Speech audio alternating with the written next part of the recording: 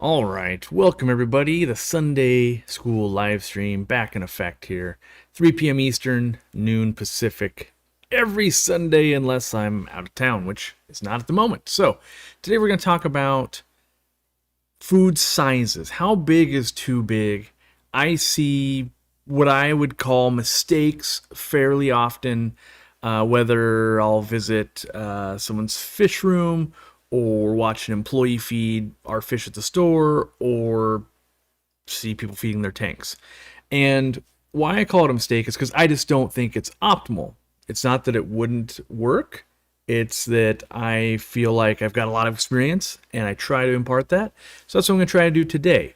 So first we're going to go on a little adventure here and talk about human food so that when we start talking about the fish food, we'll understand some of the concept. Because I feel like when you've experienced this with human food, you will then be able to go, I see how that would also happen with fish. I get that now. So imagine you and some friends, or you and your family are having pizza for dinner, lunch, whatever it is, right? And you order a large pizza. Now, it is better for you if it comes in pieces. It's even better than that if you take bites out of it, right? So if you can imagine, if you have this big old pizza and you've got 3 people that need to eat on it, you can all take bites out of it. Try to hold a giant floppy pizza, take a bite, and it's really cumbersome. And you might not all be able to hold it at the same time. So now you're kind of fighting over, hey, let me get a couple bites. Hey, let me get a couple bites, right? And so you might be trying to get really big bites. And now you're doing that weird thing where you're chewing too much food and you're almost like choking on it. That's what we're trying to avoid with the fish. And so one of the easiest things you could do, cut them into pieces. Great, now everybody has a piece in front of them. Now, you might have to advise maybe a teenager or something like, whoa, slow down, you're wolfing it down, you're going to choke, right? We've seen that kind of happen before. Someone's taken too big of bites, or you're in a rush and I got to get this down because my meeting's starting or whatever it is. And we want to prevent all that. So another way you could do that is cut that slice of pizza up into bite-sized pieces, right? And now it's a finger food. You can eat it and you can work and you can do other things while you're eating that finger food. And then you might go, oh, well, there's some crumbs, or like, oh, a piece of pepperoni fell off, or a piece of pineapple that should be thrown into the garbage is also on the plate. But you can eat the little bits too. And so it is much easier to eat a small piece than it is a large pizza. And by breaking that down, it's easier. Now, why do I keep saying it's just easier?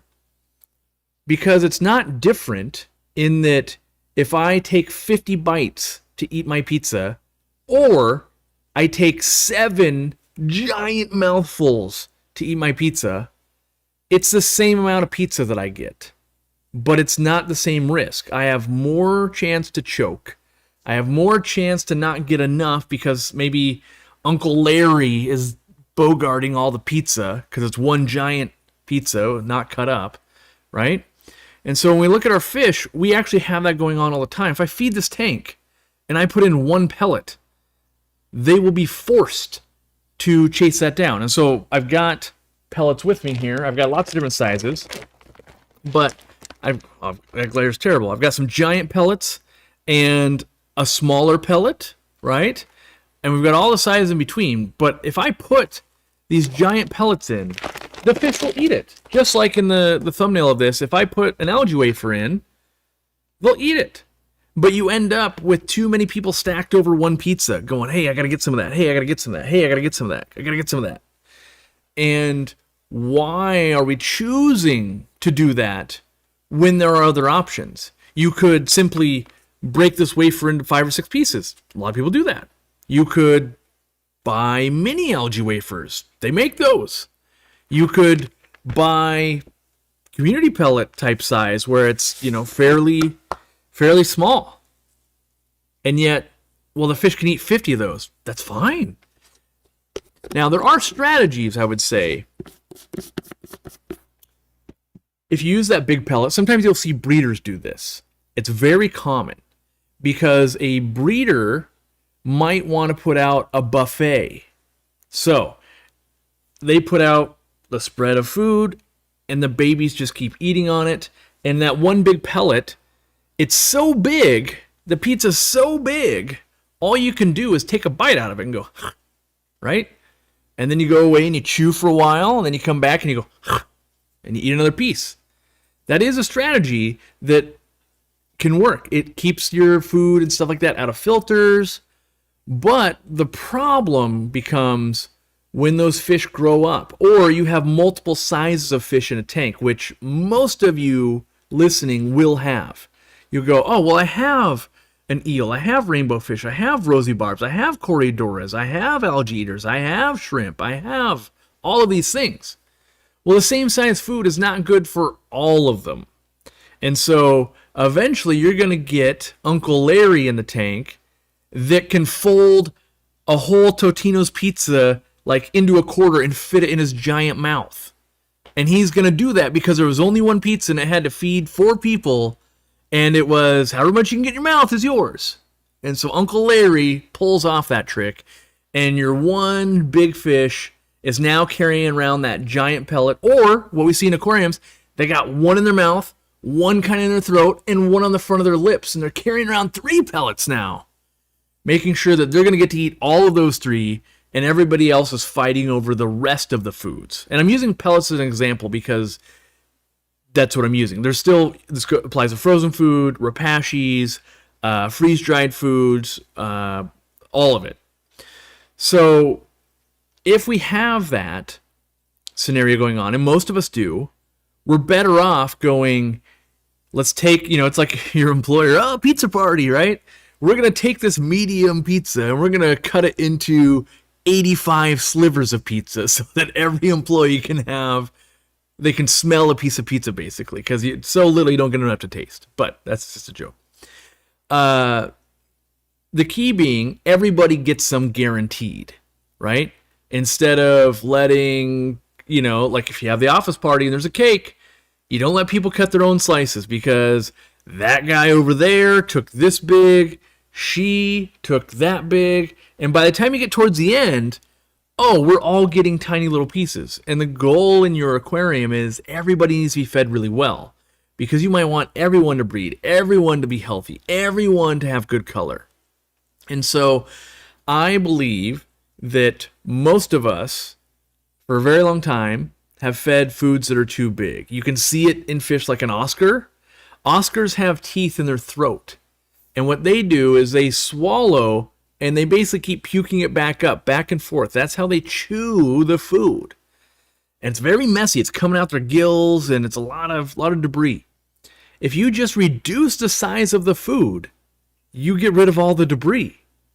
So there's no like folding the pizza in half. It's all over your face and forehead. It's landing on your shirt.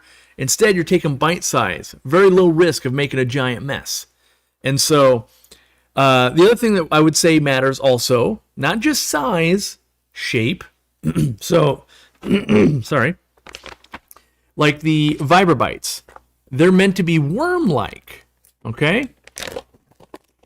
Now, it's going to be very hard to show this. I don't think I can show it on camera, but they're tiny little, let's see if I can get my, tiny little sticks, basically, that are curved. Now, why does that matter? Well, if it was, so imagine the shape of, a hot dog versus the shape of an apple. Well, an apple, you kind of have to open your mouth and get a bite off of it, right? And depending on how big your mouth is, how big that apple is, how hard is the thing, right? Apples aren't that hard, but you could imagine if it was something really hard to bite into, like a jawbreaker, you wouldn't be able to do it. The hot dog shape, you don't have to be able to open your mouth up as wide, and instead you can kind of take smaller bites from it.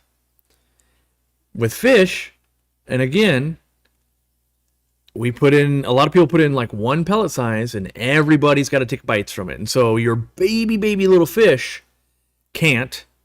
Your biggest fish can swallow it, and everything in between is trying to scramble and get some bites, right? And I always come back to this. why not just feed food or put food out on the table that everybody could eat easily? So if you eat this much pizza in a bite, Uncle Larry can also eat that much pizza in a bite, but he could eat 3 bites at a time if he wants. It's fine, right? Go to the lowest common denominator. And this is why I believe live baby brine was always and still is magical, because it's healthy, it's super small, bite-sized for the tiniest baby fish that we like to raise up, all the way to that full-grown discus who's hunting it down, because Uncle Larry the discus will also put down 450,000 brine shrimps in a day, little babies.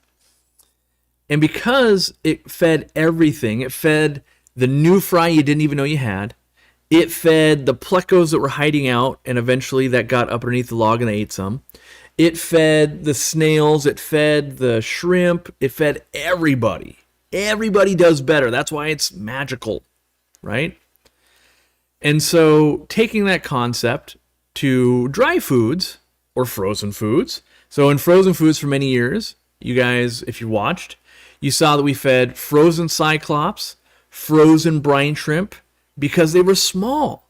And yes, that big African cichlid will eat it. Yes, that big angelfish will eat it. Everybody will typically eat it. Now, there is some logic to trying to get not way too small. It doesn't do us any good to grind that pizza up into pizza dust, and it's literally just difficult to spoon into your mouth at that point. There's no reason to go out of our way to make it way too difficult. However, you'd rather be too small than too large, in my opinion. You eliminate the choking problem, and fish do choke.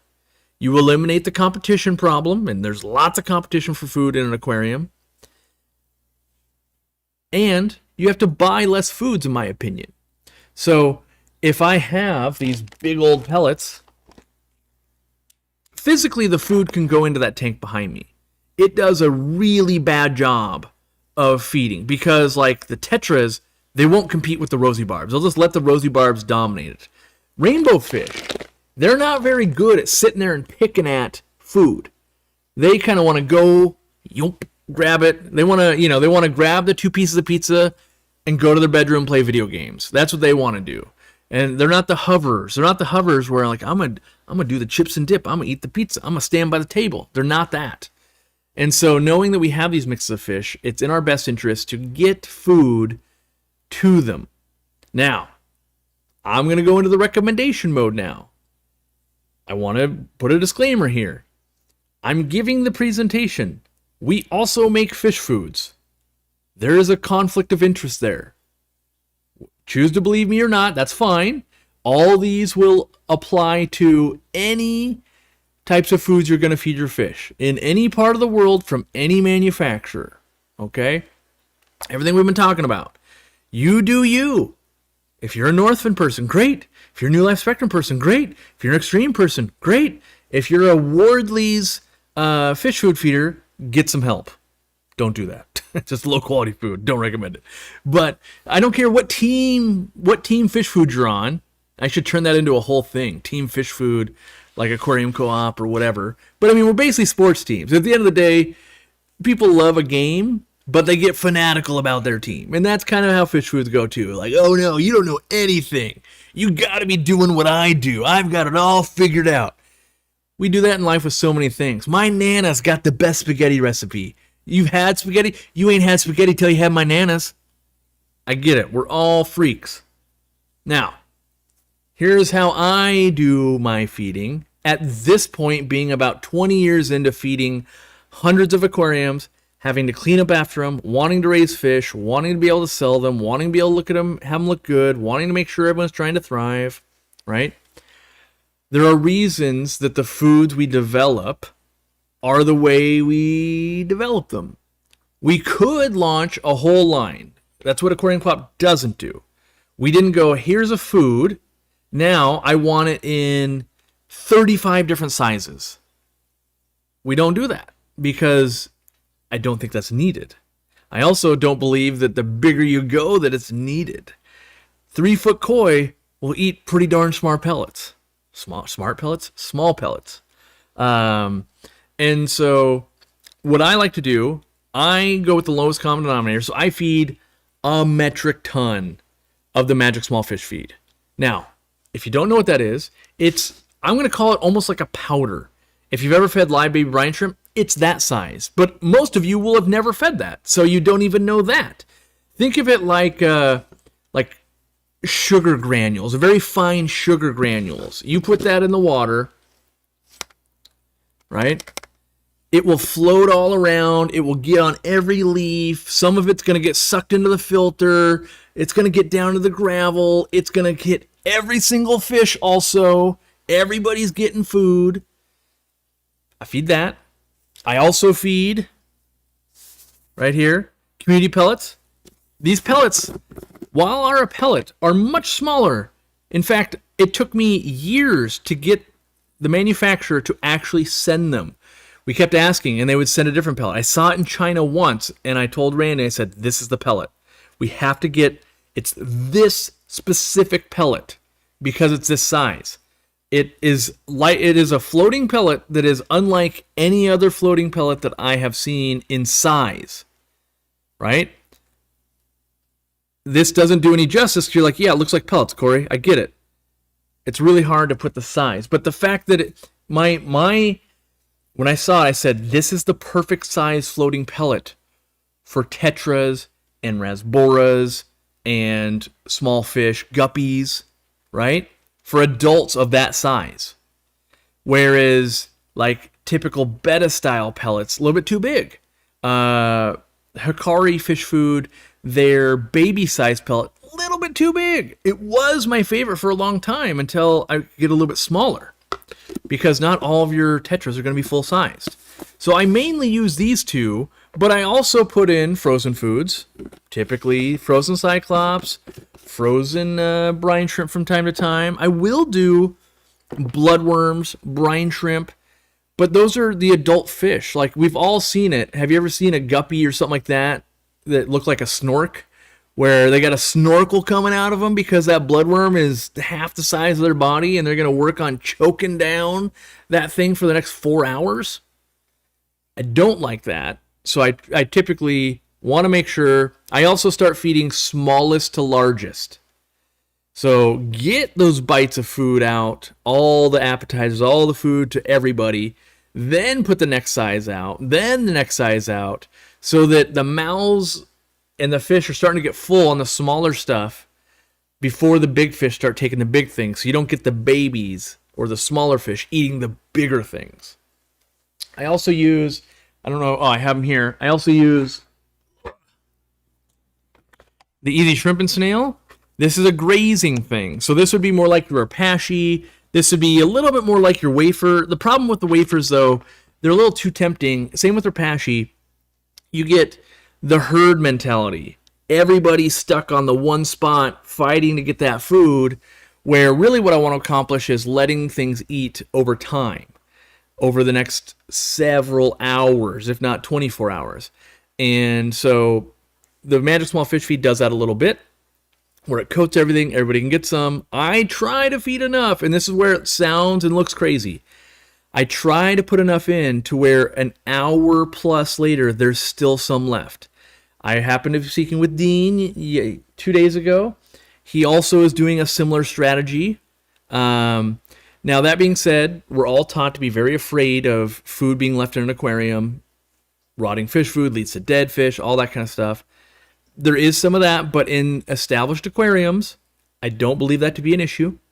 And I think, there's two sides to that coin. You can get your fish not enough nutrition and maybe they choke and they have some problems and they don't look as good. Or you could feed a little bit heavier, and if you went way too heavy, you could have an ammonia spike, and that would be bad too. There's a big middle ground, though, and that's where I would say we're trying to aim for. And so I also think feeding a few times a day, most people do that. A lot of times we'll feed our animals, here's a snack, here's this, here's that, and not making it so that Uncle Larry goes, this is the only time I'm going to eat today. I got to fit the whole pizza in my mouth. Instead, you go, oh yeah, it's two or three times. Like, oh, I walk by in the morning, and then maybe when I get home from work, and then maybe an hour before I go to bed, I get them a little bit. Now that doesn't mean you need to feed crazy amounts at each feeding. You definitely don't. If you know you're going to feed 2 to 3 times every day, you can feed more modest amounts because you know, hey, you're only a few hours away from getting fed again. But if you are only feeding once, that's when I think it's even more important to feed in a small thing that everybody gets to eat. If you're only going to put out the one pizza for the day and it's got to last all 4 people, you really got to make sure Uncle Larry doesn't take that whole pizza, right? Or, the dog steals it off the counter. You have to ensure that. So if you're only feeding once a day, I really think you got to lean towards smaller foods. If you're feeding several times a day, I think there's more leeway there, and you could go with some bigger foods. Now, here's the thing, though. I think the bigger foods are basically mostly disadvantages outside of you have uniform fry, all growing at the same size, and you want to be able to remove uneaten food very easily. Outside of that, when we're running community tanks, and that's kind of what I focus on, whether it's a community of guppies that are giving birth, whether it's all different types of fish, same concept to me. I just want to make sure everybody's getting enough food every day. Most people are doing too many water changes. A lot of us will have live plants. A lot of us have tons of filtration. Like, a lot of these concepts were established many, many, many years ago. Don't overfeed, you'll kill your fish. But over time, right, we've gotten better and better at filtration. We've gotten better and better at water changes. We've gotten bigger and bigger tanks. We've learned more. We've got better products. We've got higher quality foods. We've got higher quality everything. And so what maybe used to be a problem 30, 40 years ago is still a problem today, but it's half as likely. It's not as likely. With no education and the wrong equipment, you'll get a disaster on your hands. But information is more available than ever. Better equipment is more available than ever. And I think we're better off leaning towards feeding. I would rather, so I was thinking about the pizza thing quite a bit here. And my thing was, I would rather plan, if we've got to feed 6 people, we got 6 people over and I got to buy pizza. I will always buy the extra pizza knowing I can have leftovers in the fridge and maybe no one eats them and they get thrown away. That would suck. But I would rather have that than, yep, everybody gets one piece. That's it. Like, oh, that's it, huh? I'd rather have more than I need than not enough. And the leftover thing is okay. And here's what I believe. I believe that when you do feed your fish and you do overfeed them too much, and now it's been a couple hours, still some food, but mostly they will eat it within the next few hours. Now, if you're still having food the next day, that is problematic. But the amount of food it takes to have food for an hour or two versus a day or two is the difference between, a couple pinches and a handful or the whole container or something crazy. And so I'm not advocating for something crazy, the whole container, way too much, you see food the next day. I am advocating for, they got to take a long lunch and they had a long dinner. They got to relax. It wasn't a feeding frenzy. And I think what happens over time with humans is if somehow we decided feed your fish whatever they can eat in 2 minutes was the best, there will always be people that want to be better than the best. So, well, if that's best, a minute and a half is even better. Well, if a minute and a half is good, a minute's even better. Well, if a minute's good, 30 seconds is even better. Until we've gotten to a point where we're basically underfeeding fish. Rarely, I think I see this very few nowadays. I rarely see fish that have been overfed. Rarely. Like, it's got to be, that fish keeper that wasn't plugged into the internet way over there that had the grandma that was feeding, and then you were feeding, and then somebody else was feeding. But that's so rare. Instead, I see people really focused on making sure their nitrates never go above 0, making sure they never go around you, making sure, and one of the easiest ways to do that is just remove nutrients. Don't feed, don't do things. And what we see in the wild is the polar opposite of that. They are searching 24 hours a day to find morsels, and they would give anything to get more food. And we have the ability to supply that food. And so if you're wanting to breed fish or do anything like that, most often the difference between someone breeding fish and not breeding fish is food. Could be the quality of food. I think it's most often the amount of food. From my testing, just the way I do it, it's the amount of food, not so much the quality of food, because food qualities have gotten so good. Whether you're Team Aquarium Co-op Food, Team Northfin, Team Extreme, Team New Life Spectrum, Team Hikari, Team whoever, doesn't matter. Foods have gotten so good. They're good. Just know that they're good. When we're talking about this food is better than that food, we're talking about small amounts. And I learned that a long time ago. That's why I focused on how do we feed. There isn't that. There's basically like, yep, you got crumbles, you got wafers, you got pellets. That's what you got. And in some different sizes. And you got floating, you got sinking. And that's it. So anytime we can find a way to bridge a gap of like, hey, that doesn't really exist. The midwater floating of the Magic Small Fish Feed pretty much only existed in golden pearls. Golden pearls was my best food ever for many years until they got rid of brine shrimp. They took the brine shrimp as the main ingredient, no longer has brine shrimp anymore. My fish don't really go after it. That was a big bummer. Happened quite a few years ago. I was like, oh, what do I do now? So having that option is great. Rapashi is unique. You can paint it onto stuff. Like that's got its unique feeding mode. But at the end of the day, we're mostly feeding frozen pellets, that kind of stuff, or live food. And you can get people that'll argue till they're blue in the face. Is it vinegar eels? Is it Walter worms, banana worms? Is it paramecium? What's the best thing to grow my fry? What about Daphnia? What about brine shrimp? Most of that all comes down to how easy is it. For me, a container of food next to my aquarium's very easy. I've got a freezer in my fish room, also very easy. I've realized that my schedule does not condone itself. Well, not condone. Doesn't line up basically with things that take multiple days. So whether it's a filter that's got to be serviced every 3 days, whether it's hatching brine shrimp every 18 to 20 to 36 hours, whether it's remembering to restart the worm culture every 10 days, all of those things. I have to travel. I get busy at work. I've got, it's someone's birthday party. All those things interfere. So I focus on feeding easy things, and then I focus on the lowest common denominator. This also goes hand in hand with, because I have to travel and I have to have other people feed my fish, I can real easily, where's Magic Small Fish Feed? Where'd I put it? Oh, it's under this. I can real easily tell whoever's feeding the fish room, right? Of course, I grabbed the wrong one. I uncovered it and then grabbed the wrong one. I can tell people are feeding my tanks. Do I want a big scoop or a small scoop? You might be going, wait, you use that scoop with the Magic Small Fish Feed? Oh yeah. Most tanks get at least a teaspoon every day. Now, well, the 40 breeders.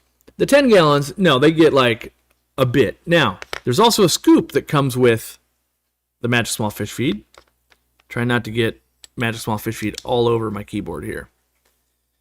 You got the scoop. The scoop is blowing people's minds because they just go, there's a scoop. How much scoop? And then we always say, how much fish? How big? Like, it's not just, people in general love, I have a problem, and doing this thing X amount of times fixes that problem. What people don't like is having to figure it out. So if I was to use a scoop, it might be like, it's 30 scoops in there. Like, what? Like, yeah, or a tablespoon of food. The reality is we're trying to put enough food in an aquarium, and this works really well for the 10 gallons. If I tell my wife, hey, put a scoop of this in each of the 10 gallons where the fry are growing out while I'm out of town for 2 weeks. That works. It might not be the right amount. Might be a little bit light, might be a little bit heavy. Doesn't matter. My tanks will consume it. The other thing we forget about is when you feed an aquarium, you're feeding the plants, you're feeding the bacteria, you're feeding the ecosystem. So there's a lot that goes on there. It's not just the fish that you're feeding. Close this up before I forget. Don't want to get stale. By streamlining what I feed, when I'm not testing foods, and I'm testing foods pretty regularly, We were trying to develop a koi pellet, by the way. That's why I have these big foods. I try to narrow it down to 2 or 3 foods that I'm feeding often. And what that does is it makes sure I'm going through it at a fast rate.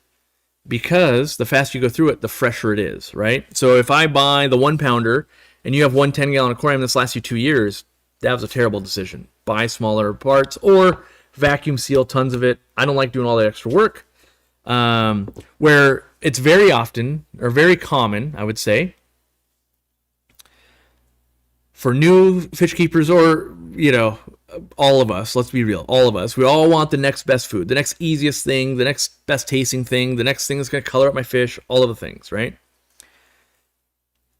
It's very common that people will wear like a badge of honor of like, look at all the different foods I feed, right? It's like having, instead of buying your favorite pizza, you go, I will buy one of every pizza. Let's order one of every pizza. Well, now you have 35 pizzas in the fridge, all missing like a slice, and you got to get through it before it goes bad. You just won't. It's going to get more and more stale day by day. And so you're better off going, hey, this time, let's order these 2 pizzas, and we'll consume them in a couple days. And then next week, we'll order those 2 pizzas. We'll consume those in a couple of weeks.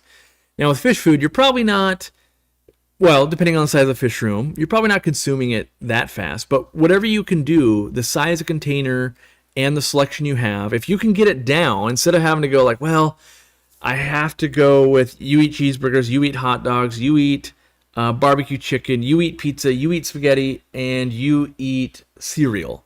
And you got to make all that every night. That's way more difficult to make sure you have all the ingredients and save money than if everybody will eat the same food, basically.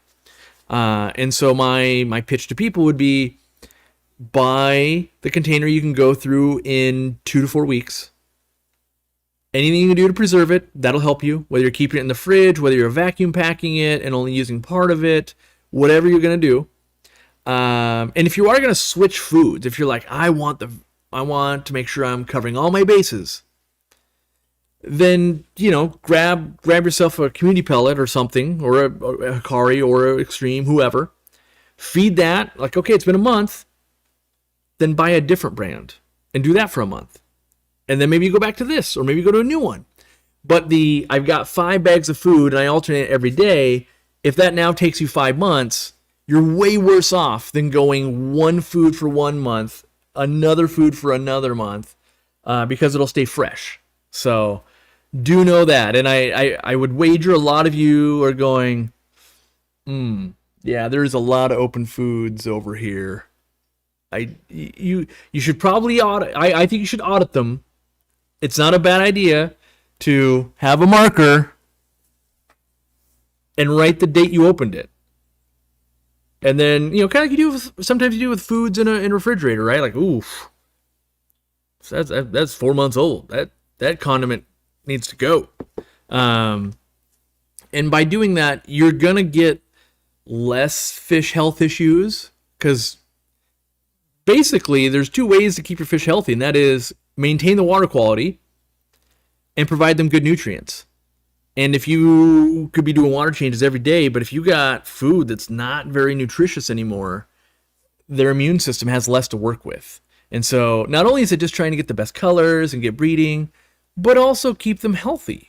So, I would urge you, if you're going to buy the 1 pound container of food, but it takes you 4 months to use a pound, vacuum pack it. Break it into 4 containers and feed 1 container at a time and keep the rest in the fridge or the freezer. So, yeah. All right, I'm going to grab some questions here. Let's see. If I'm leaving for a week and I have pre-portioned food for my son, and I'm doing an extra water change, anything else I should do before leaving? No, I think mostly when people go on vacation, well, I don't know, it's vacation, you could be out for work. When you're away from home for a period of time, I want business as usual. So it doesn't make sense, like, I'm going to plant extra plants. I'm going to dose my fertilizer extra heavy. I'm going to feed extra heavy. I'm going to do this. All you're doing is taking this system that has been rock stable for you and throwing in elements it's not used to, and then hoping it's going to handle that while you're gone. You already have an element of, even when you portion out food, it's if they follow directions, it should be just fine.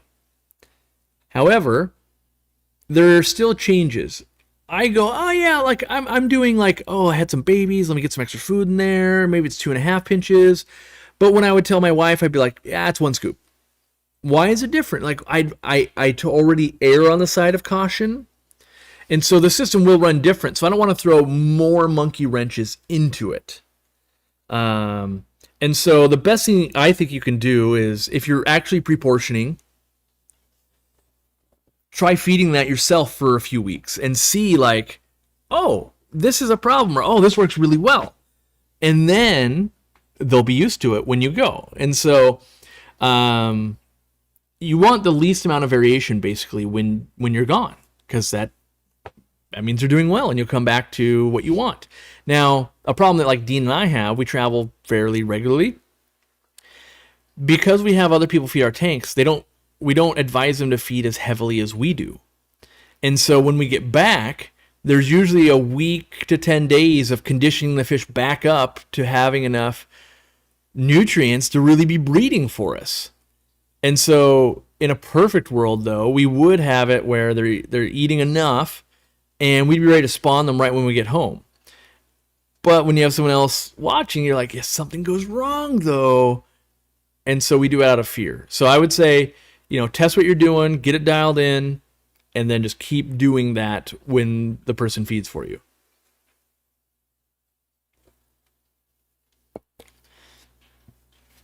That's right. I will be at Keystone Clash this coming up week.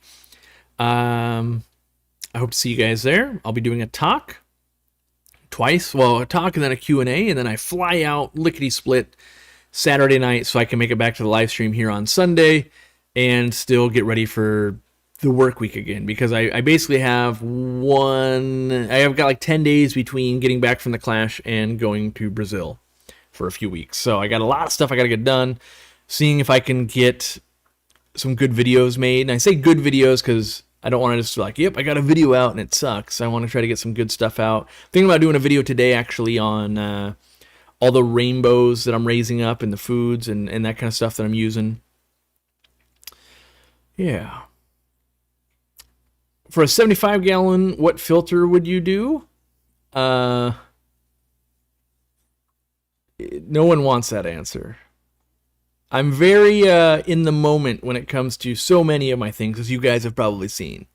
That guy used to always be about this. Now he's all about that. Right now, I am all about Undergravel filters. Yes. Half the people are like,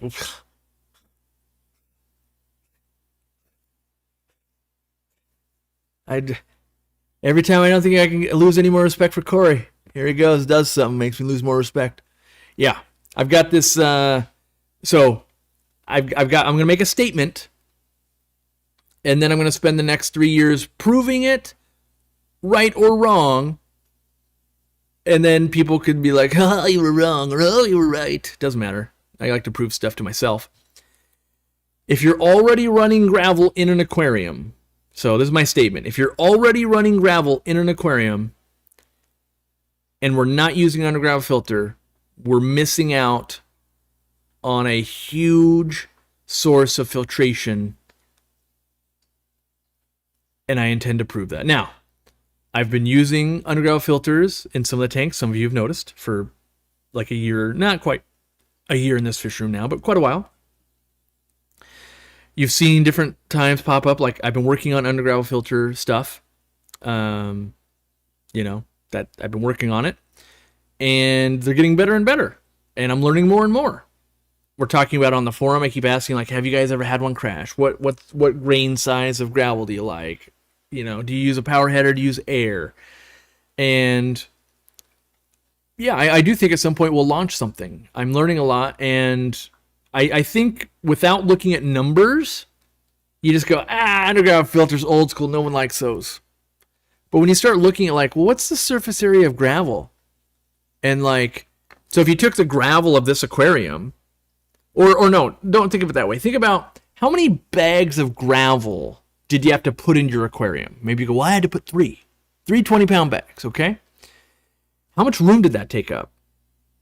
All right. Oh, that's bigger than your canister filter? Oh, it's equal to 5 or 6 or 7 of your hang-on bags? Yeah. That's how much bacterial space we have.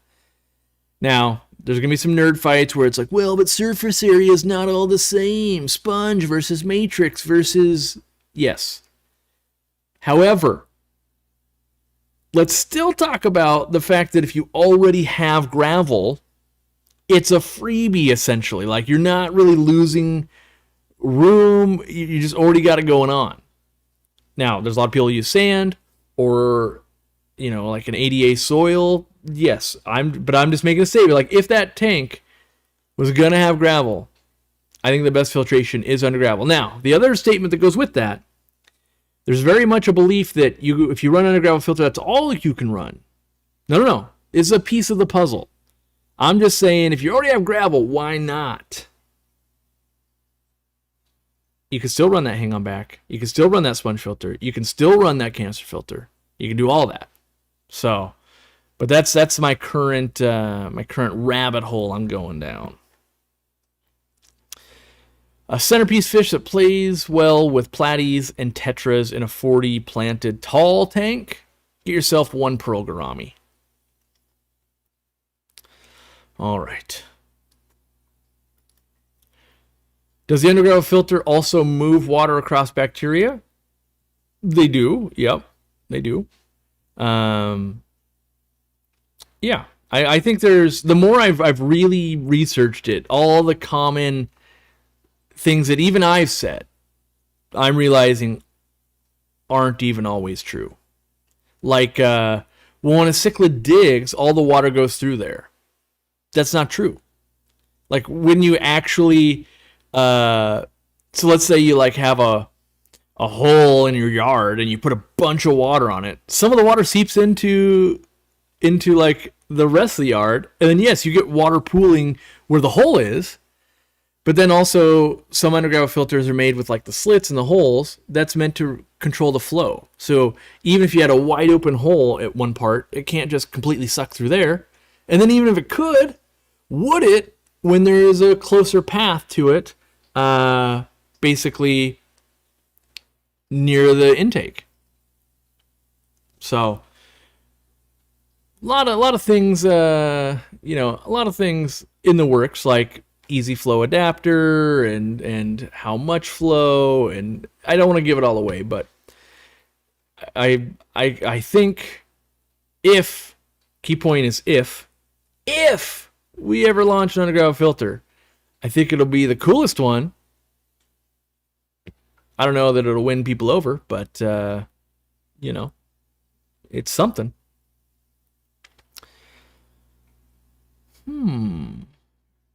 What do I think has caused a resurgent Undergravel filter popularity? I'm not aware there is one. I'm not sure there is. Maybe. I'm trying to, like, do I actually think I'm actually seeing more Undergravel filter people? I don't think I am. But maybe there is, and I'm just not clued into it. So, but yeah.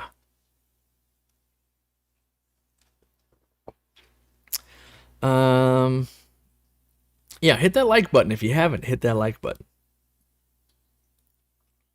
And yeah, if you need fish foods, put my job hat on right now. If you need fish foods, you can buy them from us in the United States at aquariumcoop.com. I have heard that some people, well, I hear this quite often. All of our RPP stores aren't necessarily carrying our foods. They already carry so many foods that they can be very slow to bring on the Aquarium Co-op foods. We actually did an audit, and more than half don't carry Magic Small Fish Feed, which is crazy because we keep telling them, like, this is one of our most sold items ever. You're missing out on sales if you don't carry it. So if your local store doesn't carry it and you want to buy it, tell them to carry it and order it from us online. Like, I don't know how else we can tell them. We can show them numbers, but they go, nah, our people like this. Like, cool. That's fine. You're on, you're on Team Akari, or you're on Team Extreme, or you're on Team this.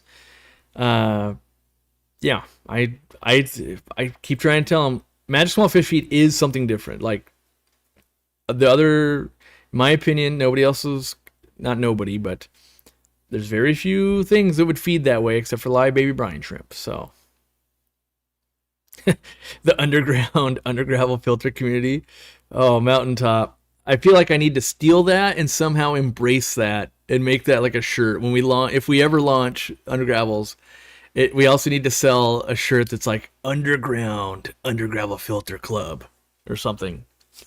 I like that. Post a survey for Undergravel filter use. All right. I'll ask, are you currently, the survey will be, are you currently using an Undergravel? Not like you could have 10 tanks and just one's using it. Let me rephrase that. Do you currently have at least one aquarium with an Undergravel filter? All right, now we'll know. Let's see. Yeah, why is my viewer count thing doesn't show today? I wonder why. I must have broke it. I don't know. Let's see here. I've been doing a lot of research into planet tanks, and I've been seeing both fish and shrimp keepers start using them more than ever. Okay, so yes. I don't know that necessarily more plant keepers are, which, because I don't, part of the problem is if it was like, there was 10,000 people doing it 10 years ago, but maybe today there's 10,000 people doing it, but now they post more pictures. Like, I don't know that. But it does really seem that more and more people are using Undergravel filter in some capacity for shrimp, because they can use less like ADA type soil in that contained thing to get the results they want of like the buffering of the pH and all of that. So it seems that way, but it's real hard to know. It's like, that seems like it, that doesn't mean it is. So I don't have any concrete statistics, but yeah. People are voting. We got 93 votes so far. There's how many people here? Over 300 people here. Get them votes in. I know if you're watching on the TV, you're going, oh, I gotta get my phone, or I gotta, but get that vote in. Aren't they called plenums these days? No. I feel like the minute you bring plenum up, you're creating a system that no one ever actually wants to do ever. And I think that leads people astray. I have your Aquarium Co-op Easy Flow on my 2 sponge filters. Nice. Do I ever get tired of the business I'm in, or is it still a passion project? Oh no, definitely there are days you get tired of it, but I would still say I'm still very passionate about it. I get very excited and geeked out on things, and like right now I'm literally geeked out on Undergravel filters. I've been that way for the last few weeks. I had another, like, I worked on it really hard for a few months, and then kind of hit a wall, I would say, like, yeah, I don't know. And then as I kind of picked it back up again, I'm like, no, this makes sense. And a lot of times my process is that way. Like, I get in my head, I'm like, no, I'm just too excited about it. This isn't actually doing what I want to do. And then I encounter the problem it was meant to solve, and I'm like, this does solve the problem. Why aren't I doing this? And so then I tackle it again. So it's, maybe I got the project 65% of the way there and then dropped it for a few months. And now I'm back on it going, let's get it to that 95. You can never get to 100% because you can always make things better. But if I can get up to that 95, we would launch it. So we'll see where does the next, roadblock or speed bump come. At the moment, I want to test more, so I had the 20 3D printers spin up at the warehouse to print me plates, and because it was going to take me like a week of printing to make an Undergravel filter plate for like a 40 breeder, and I was like, this is going to take forever. So we put 20 printers on it. So now I'm just waiting for them to show up.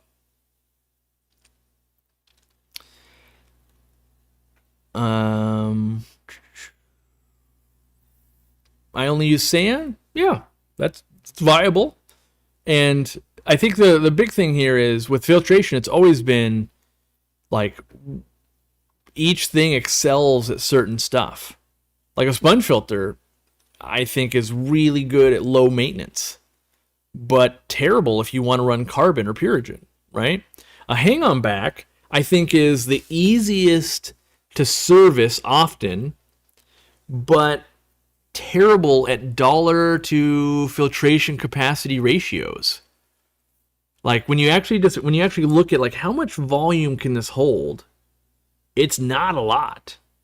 You know, when you like this Seachem Tidal 110, it's basically equal to 2 medium sponge filters, but at 4 or 5x the price.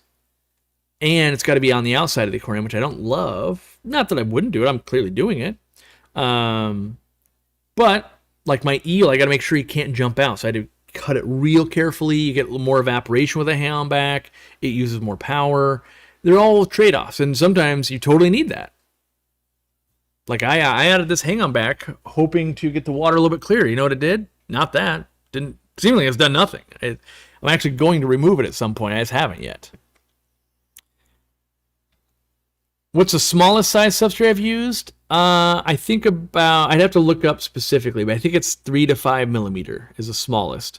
I'm also not sure if smaller is better than larger. Still doing testing. And so one of the things was I like to repeat results. So if all of my 40 breeders have it, for instance, I've got different size gravels between them, and I can see, do I notice things? The way I feed, is anything different? Instead of just going, oh, I have one. Does a sponge filter attach to the Undergravel filter instead of the uplift tubes? No, you could do that, but what I wouldn't know without testing is if you attach a sponge filter with an uplift tube, is the water's going to take the path of least resistance, go through the sponge, and not even use the Undergravel?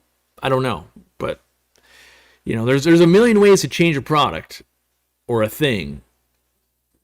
Not a million ways to make it better, though. That can be hard. Yeah, I no longer use Purigen or carbon. Me either. But if you did need to use it, different types of filters lend itself well to that. So, you know, if you might, like, let's say my well had brown water for some reason. I would want to use carbon or Purigen. And so then I would lean more towards those.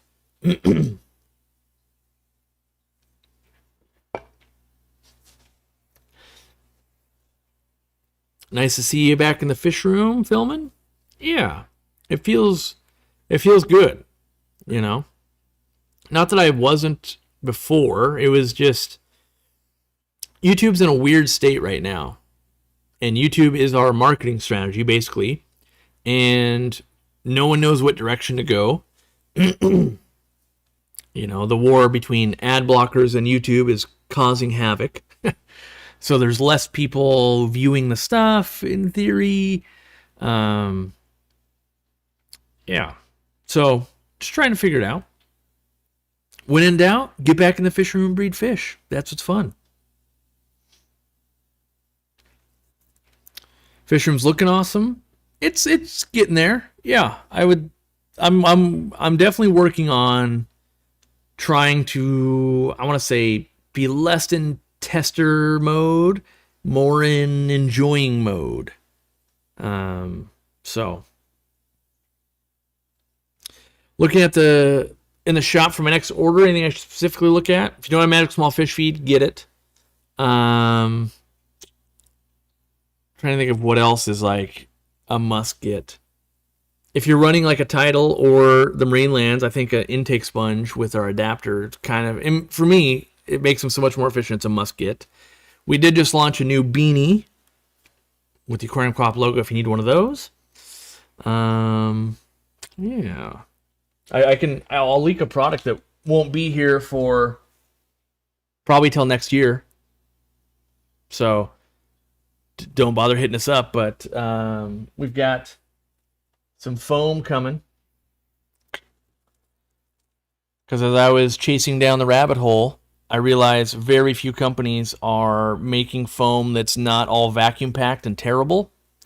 So vacuum packing, they basically suck out all the air and get it to be flat, and then it comes back at like half the rate it did, which is not good. And then they a lot of times wouldn't be the right size for my giant canister filters, so I made them big enough to fit all the biggest canister filters and different porosities. Dean saw them. He got to see them this weekend. It was like, oh, well, can I use this as a Matten filter for my 10-gallon? I'm like, yeah, I guess. I didn't make them for that. I made them for hang-on-back filters and canister filters. But, yeah, so we have a whole container of this coming at some point, like January-ish is my guess. Assuming tariffs don't go to $4 billion and then we just let it sit in a warehouse. But, yeah. Are we going to get another light from you guys? Maybe. I say maybe because at this tariff rate, definitely not. No. Have you seen how expensive like the new Fluval lights are? At some point, they're going to have to start offering financing like a car or a mortgage or something. Like, for 60 payments of just $22.99, you too could have a light for your aquarium. Yeah, like I want to say their newest Pro model, isn't it like $400+? Crazy. Are those sheets from Swiss Tropicals? Definitely not. No. I have used Port Foam in the past. These are our own ones that we're working with a manufacturer. I got samples because they send you a bunch of samples, but I was like, before we send, we actually get a whole container of this going. Like, I want to see them, I want to feel them, I want to make sure that, because what people don't realize is it's not an exact science when it comes to pores per square inch, and you can have two factories make 30 ppi foam, and then you hold them next to each other and you're like, clearly both of these can't be 30 ppi. Like, one factory might be 35 and the other one might be 30 or 25, and so I want to see it before we go, yep, make an insane amount of this. I want to see it. So, and we color coordinate it just so it's real easy when I start making the videos, going, hey, you want to use this as a pre-filter, you want to use this as a polishing pad, you want to use the majority of this one, and those types of things. So,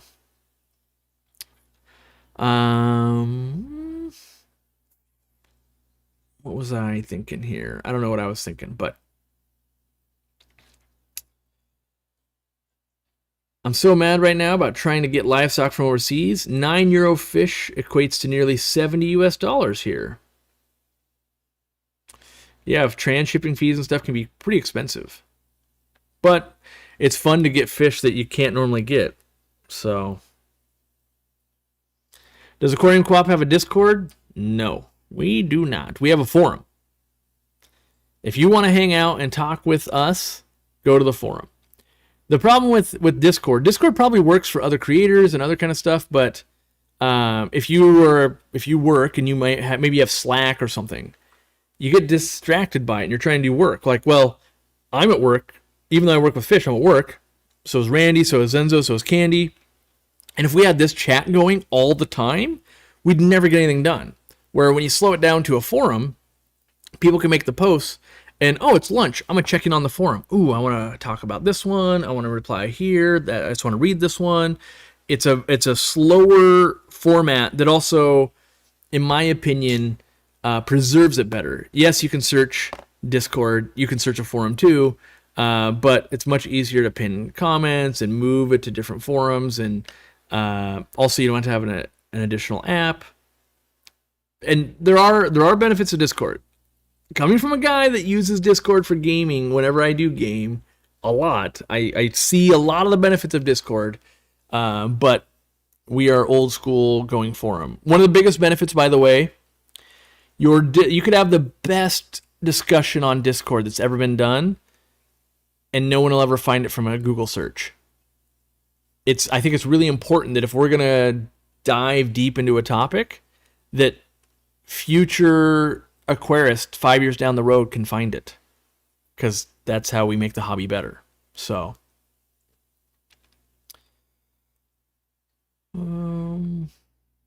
what light do I recommend instead of our light? That's a very tricky question. I've been working on that for ever since we stopped selling our light. Phoenix price increases are coming. I haven't seen the new prices yet. But the lay of the land, just like it was at the beginning, I still feel like if you're looking for, what do I want to call it? Not super high premium and not super budget. Somewhere middle of the road lights. I feel like Phoenix still is fitting into that category. Now they've got kind of a range there, some more budget stuff, some more high-end stuff. But until we see the price increase, I don't know if it'll still hold true. But likely it would. It's hard because you get people that want more features.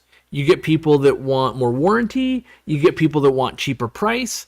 And all of those things don't really go together. And so it's really hard to recommend, like, what light would you buy? And the answer is like, well, what tank size? What's my budget? Am I trying to make them even more red like this fish? Or am I just trying to grow plants? Or power consumption. That's one thing I've been looking at is like, I'm using a lot of power.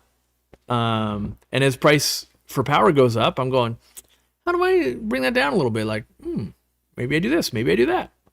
So, yeah. I will say, because I don't want it to seem like I would never do it, but I will say I feel like there are decent lights in the Haiger line, but the fact that they make 7,000 different ones make it impossible for me to recommend. Because if you just say like, oh, just buy a Haiger light, some of them are garbage. Like, they're real bad. And even the reviews are bad. But then some of them are like, oh, this one's working pretty well for me. Cool. But it's really hard to recommend a company when it's like, you just put everything out and what sells, you keep selling, and what doesn't, people just get stuck with it, basically. Like, that's not a good model. So, yeah. And not that Phoenix hasn't had their problems in the past either. They're, like, in general, and I haven't looked at the latest model that's coming out, but in general, Phoenix had cords that are way too short, in my opinion. So, yeah.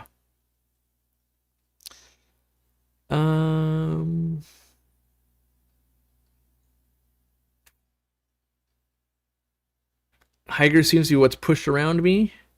Yeah, I think where Haiger is right now is where Aquatop was 8 to 10 years ago. There, it's common in business for somebody like, we're gonna take over the industry. We're gonna come in. We're gonna sell cheap. We're gonna not make very much money on us and take market share. And then eventually they go, well, we've done all this. Now it's time to get profit. And as they raise the price, then the next version of the Aquatop or the Haiger comes in and undercuts them. And so if you've been around the hobby for the last 15 years, you're like, well, what about companies like Aquaneat and Beams Work, right? And then Aquatop came out with lights and stuff. And here we have Haiger, and there's probably a couple other ones I've been missing. But it's a cycle that keeps going, and what usually happens is it's hard to pivot a business model from being the cheap brand to the quality brand, and people typically don't want to spend more money unless it's also proportionally more quality.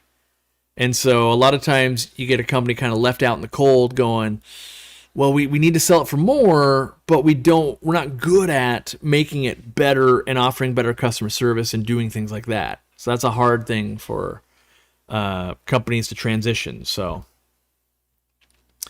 Dan said hello from 360 Aquatics. Nice. I just saw their post. They actually have a whole wall of Haiger. I would say that. I would say if you are going to buy Haiger products, buy them from a local fish store because they will have much more experience and hands-on, and they're going to cut through the chaff for you. So if there's, and I say this, but it usually is true. If there's 50 plus different Haiger lights or heaters on Amazon, like they will at least have tested some and found the ones that are working well. And so if you're going to buy them, you know, at least get the ones that the stores are carrying. Hopefully you'll support the store too. But there's also, by the way, in case you guys don't know this, there's also some Haiger products that are only sold by Haiger. Like there's not enough profit margin. So there's some of that going on too, which is not bad. I'm just letting you know that not every product Haiger makes can also be sold in a store. Flu ball's tripping? Tell me something I don't already know.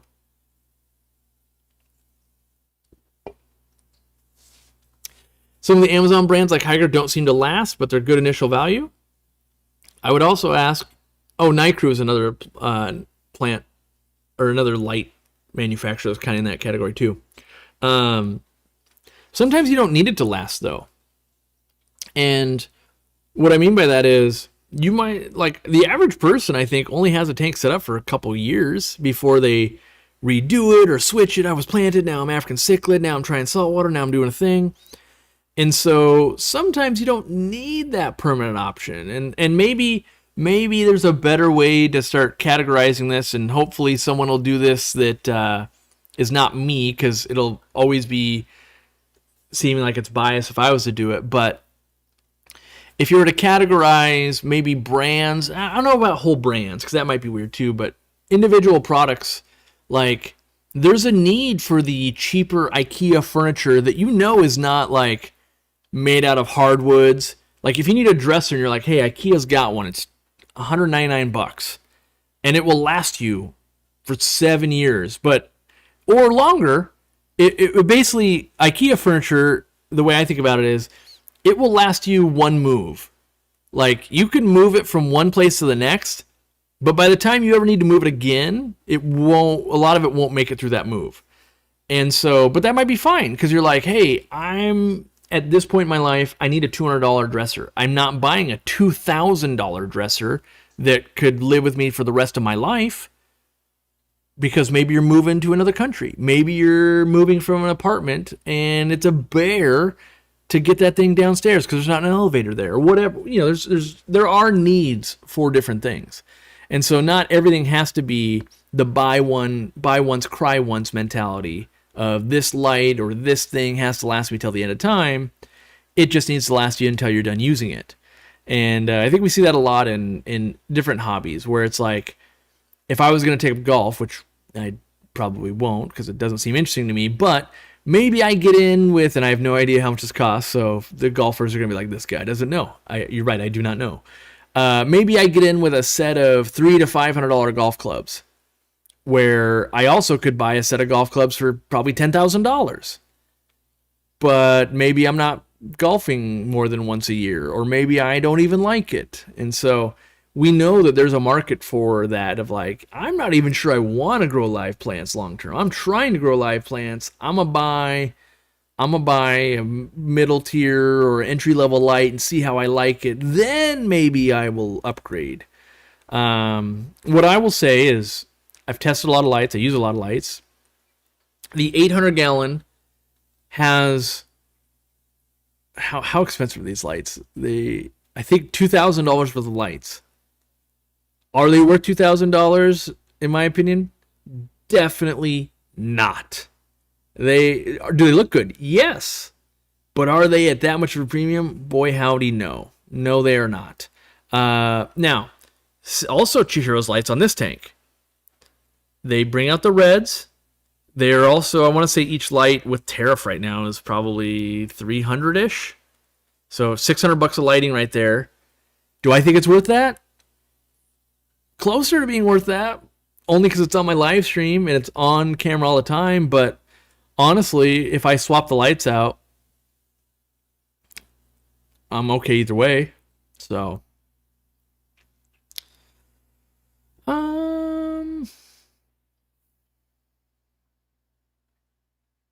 I was working on my aquarium and I didn't see the notification till now. Oh, you mean you don't have an alert set up like in your fish room or your house? I imagine that everybody spent the time to have like the submarine diving alert, where it's like, like, and all the lights are turning red, and you know that like it is dive, dive, dive. I just assume that all happened to everybody about 10 minutes before this live stream every Sunday. If you haven't set that up, I mean, I might strongly recommend that. That might be the best money you've spent all year, is setting up that type of alert system. Most of us don't have endless space for more tanks, and if this hobby gets fun, I'd imagine it's a lot of resetting and reimagining the same anyway after a couple years. I have done that many, many years. I've tried so many configurations, and it's not always that one configuration is better than another. Sometimes I just want different. And you know, I've gone back and forth with lighting and stuff. Like, this red light is cool. They're nice and red. But you know what I like also? When it looks more like nature. Like, our lights, if I put them back on, they look more natural. That has an aesthetic that I also like. And I don't have to choose one or the other. I'll do that for a year or two, then I'll do that for a year or two. I don't have to throw the lights away. I can just put them in a closet, and then I can put them on something else, and I can try. Like, right now I have those same lights for my goldfish tank. And when I turn on, I'm like, yeah, they look more red. I'm like, but I kind of just like my old lights. So they're just sitting in the box still. Even though I bought them, I'm like, nah, they're fine. They're fine.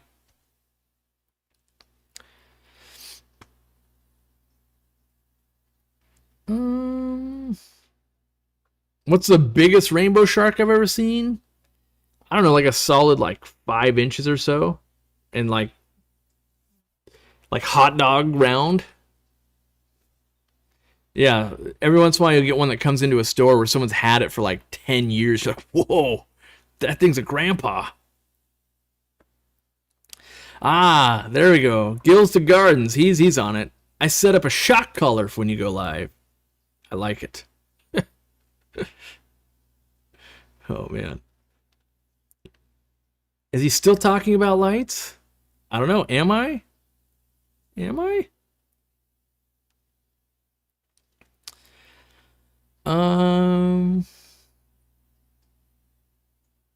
I'm assuming if Dorkula has time to buy you a new live stream shirt, she also has time to buy you the Planted Enchanted Friday live stream. She doesn't buy this. I bought this. I buy my own clothing. Yeah.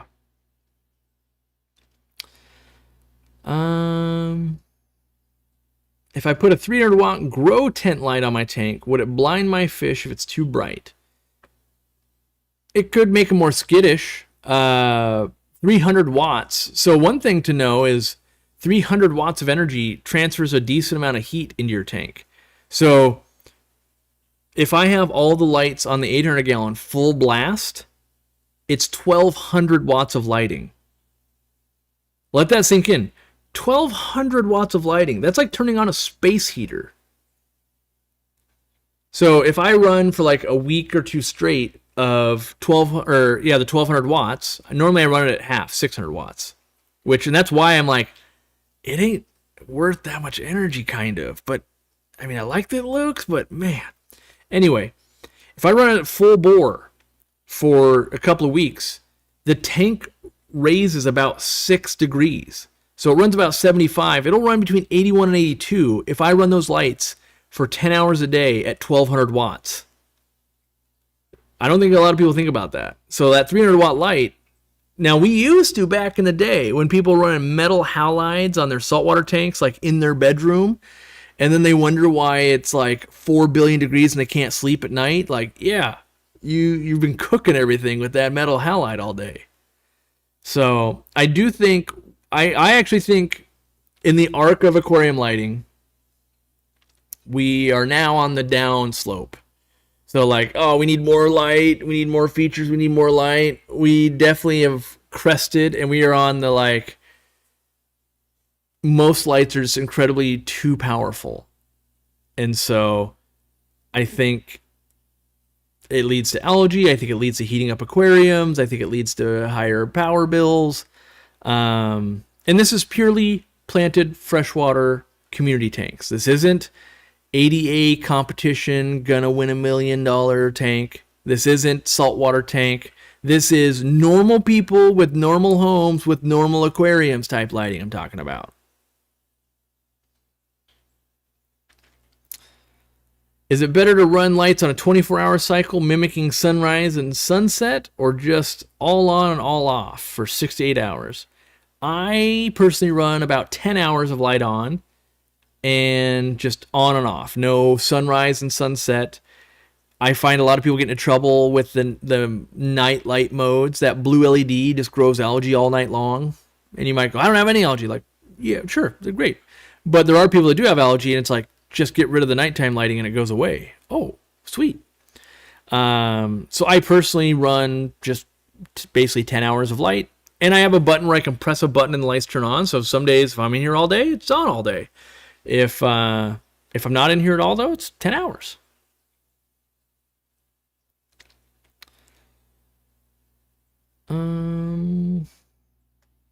Let's see. I've got a problem. I'm on a budget and recently came into a 37-gallon aquarium. I can't find a 30-inch light that has enough wattage for that deep of a tank. Yeah, I would say wattage probably has nothing to do with your calculation.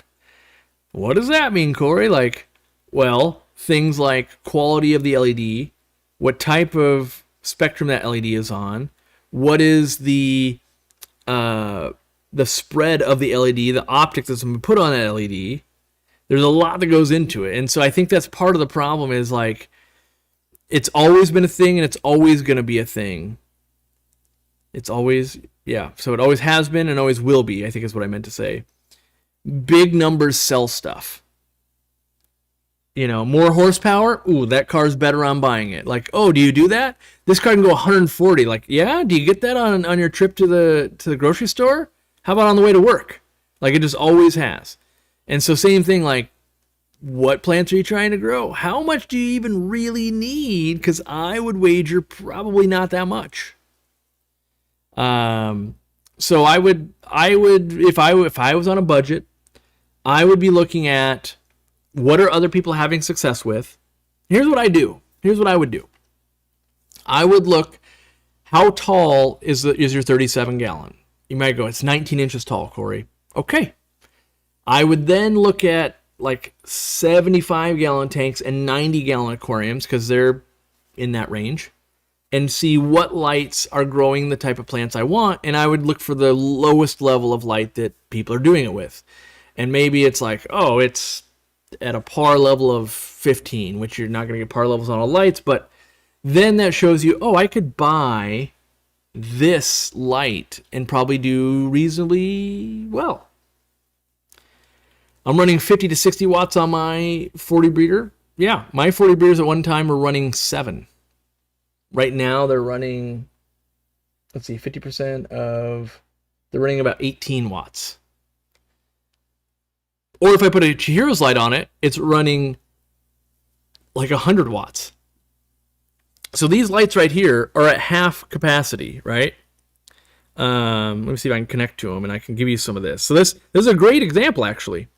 The Chihiro's lights, to make the red pop, visually don't look very bright to your eye. And the camera will always adjust, so I can't even really show it to you very well. But it uses a lot of energy. So these lights, let me look right here. I gotta connect to it. These lights, trying to connect. See, I'm doing it in my app here. So that light, one side of each light right now is using 38 watts at 50%. And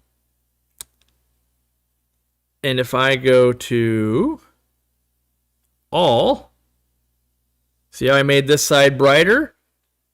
It's brighter. And you can see it's almost too bright on these because now it's 72 watts of lighting. But you don't get the red to stand out. You see as they kind of swim from one end to the other, they're still red, but they're not as red. And they're all in the middle, so you're kind of getting, if they swim over towards my head more, you kind of see how they're just less red. Now, if I didn't need it to be that red, but I just want to grow these plants, I can use less energy to do that. And so if I go, well, let's do let's do this light at 50%. So now it's at 33 watts, but these 33 watts look visually brighter to us, right? And typically it's more like that. I think that's like 90% of it. And then 10% is what do the plants see? The plants are going to see either one. But we lose track going, oh, it's not very bright to my eye, so it must not be very bright. I would still say this is probably a little bit bright, and we're at 50%. So if I dumb it down or dim it down to, let's see, where were we? We were at, let me do this again. I'll go to 25%.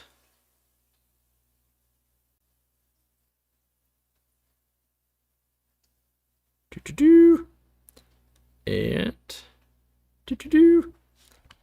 so you see how this is starting to look like, wait a second, 25% is actually looking where those plants aren't beaming light off of them and they would still grow really well. Yes, Aquarium Fan says we see green light better. Yes, our human eyes see green light better. Plants, unfortunately, see it nearly the worst, like the least. So you're at odds with your plants of what they see. They see reds and blues, and we see greens. But I could use 25% as much power and light this aquarium well. Or I could use tons of power and get the reds to pop. So again, how much wattage? Really, like, what are you really even trying to do? So I'm going to put it so it matches the other one again here. And go to, I think I was at fish. Yeah. I turned it back to the fish setting at 38 watts. And so what makes it fish? 80% of the energy is going towards red LEDs, 40% towards green, and 61% towards blue. So, yeah. So you can grow aquarium plants with less wattage depending on what the LEDs are trying to do and all of that. So, but again, I would go, okay, my tank's this tall. Let me look for other people that have had some good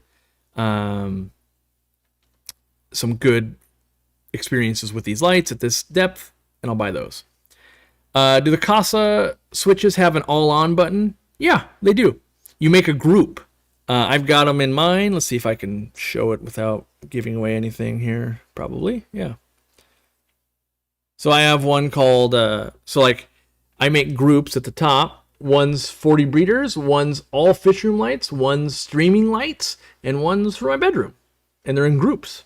So you can see the groups there. It's just on-off toggles. Yeah. So it makes it nice and easy. So like the stream lights, turn off the 800 gallon and the guppy tank, or the 10 gallons, because if I turn those on, you get horrible reflection in the camera. So if I turn on the 800 gallon, watch the tank back here. So now you can see right here, you see the 800 gallon. Whoop. And if I turn that one off, which I do for the live stream, and if I turn on the guppy or the 10 gallons, let's see it. You can see that one like right there. It's not as bad because it's off to the side. But if I turn that back off, bink, there it goes.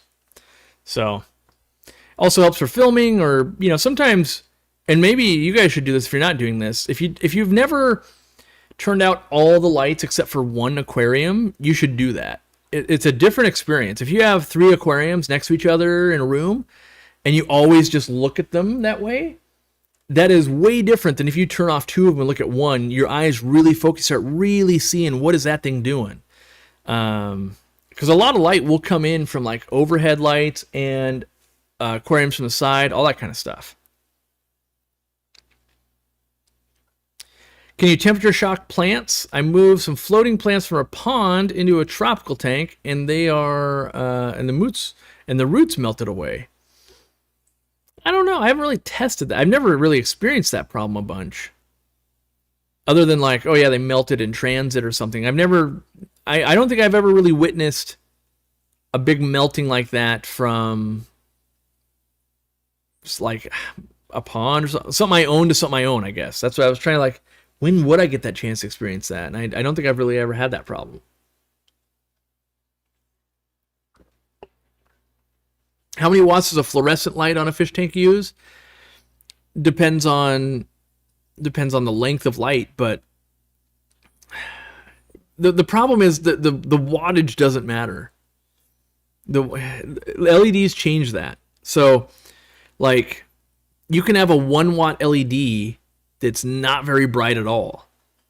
You can also have a 1 watt LED that's crazy bright.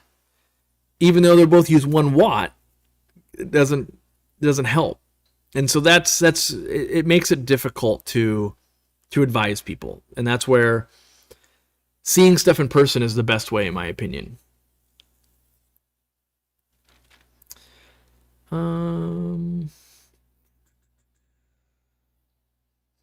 What level should I keep my CO2 diffuser in terms of height? As low as you can keep it. The longer it takes for that CO2 to hit the top, the more you can get to dissolve in your aquarium.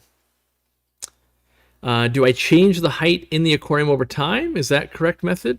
Nope. Just as low as you can go.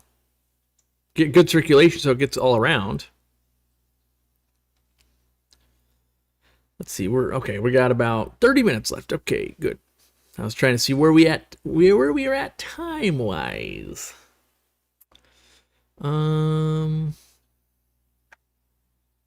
out of questions to answer. I got to scroll up.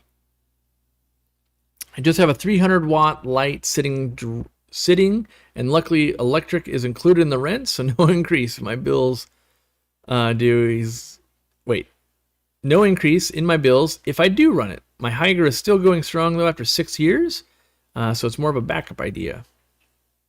Yeah, I mean, if you got free power, part of me is like, I guess, but also like 300 watts of lighting might make trouble for you in terms of algae and stuff. What about running 2 light cycles per day? In my experience, does not matter at all. There will be people that will nerd fight me to death. I'm going to say fish room science. The Siesta method makes zero difference from what I can tell. From a guy that makes his living selling plants in a warehouse. We have tried, let's have the lights go out while people are on break for lunch. Let's do this. Let's do that. Let's, try all of these methods. I have seen zero difference. Also in my fish room, I have seen zero difference in plant growth. Now, that doesn't mean there wasn't difference. I didn't see it, though. And so in my fish room science, because in fish room science, my measuring tools are my eyeballs, basically, or very crude tools. My hands, a tape measure. It's not like I grew plants for a month and weighed them at the end to see how many grams they weighed. Then I grew the same plants for a month with the Siesta method and then weighed them to see how much different growth they had. But in terms of my crude fish room science eyes, I see no actual difference to the plants. Now, I think there's a lot in the hobby that is chasing down the last fraction of a percent, but science will show me that it is technically better. That's probably true. It's probably true. But there's usually so many things of like, you're chasing that down, but you'd be way better off switching fish foods. Why? Well, because there's different things in fish foods, and that would actually tailor to your plants better than squeaking out that percentage.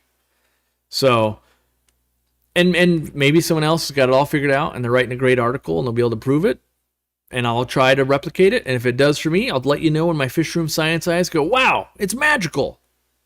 But I'm not seeing it. Not seeing it. So,